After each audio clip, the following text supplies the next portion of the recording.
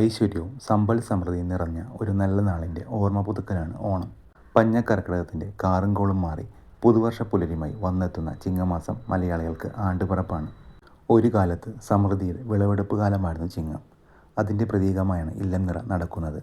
പണ്ട് വീടുകളിൽ ആഘോഷിച്ചിരുന്നത് ഇന്ന് ക്ഷേത്രങ്ങളിൽ മാത്രമായി. കർക്കിടകത്തിൽ ദാരിദ്ര്യം മഴയിൽ തകർത്താടുമ്പോൾ ചിങ്ങം ഉണ്ണാനും ഉടുക്കാനുമുള്ള സമ്പന്നത തന്നിരുന്നു. രാജഭരണം നിലനിന്നിരുന്ന കാലമായതുകൊണ്ട് ആഘോഷങ്ങൾക്ക് പഞ്ഞവുമില്ല. അതിനുദാഹരണമാണ് ഇന്ന് നമ്മൾ ആഘോഷിക്കുന്ന അത്തച്ചമയവും പുലികളിയും സദ്യയും ഓണപ്പൂക്കളവുമെല്ലാം. ഓണം ഒരു കൊയ്ത്തുത്സവമാണ്.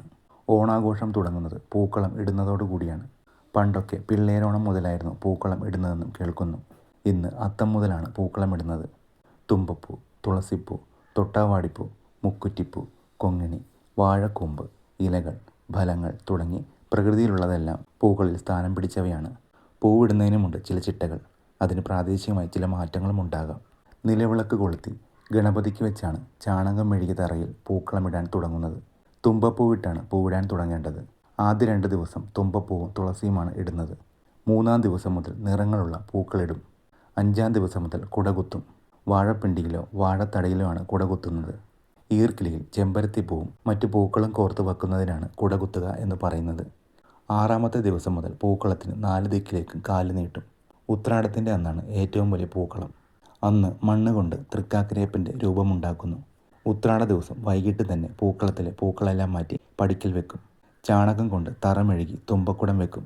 ചിലയിടത്ത് അരകല്ല് വെക്കാറുണ്ട്. തിരുവോണത്തിന് രാവിലെ നിലവിളക്ക് കത്തിച്ച് വെച്ച് അരിമാവിൽ വെണ്ടയില ഇടിച്ചു പിഴിഞ്ഞ് കുറുക്കി കൈകൊണ്ട് കോലം വരയ്ക്കും. നക്ഷത്രം, സ്വസ്തി എന്നീ ചിഹ്നങ്ങളും കാണും.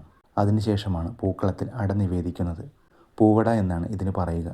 തിരുവോണ ദിവസം വൈകുന്നേരം തേങ്ങാപ്പീരയും ശർക്കരയും തിരുമ്മി വീടിൻ്റെ 4 ദിക്കിലും വെക്കുന്നു. ഇത് ഉറുമ്പിനോണം കൊടുക്കുക എന്ന സങ്കല്പമാണ്. അരിമാവ് കൊണ്ട് ഭിത്തിയിൽ കോലം വരയ്ക്കുന്നതിന് പല്ലിക്ക് ഓണം കൊടുക്കുക എന്നും പറയും. ചിലയിടത്ത് അരിമാവിൽ കൈമുക്കി ഭിത്തിയിലും വാതിലിലും പതിപ്പിക്കാറുമുണ്ട്.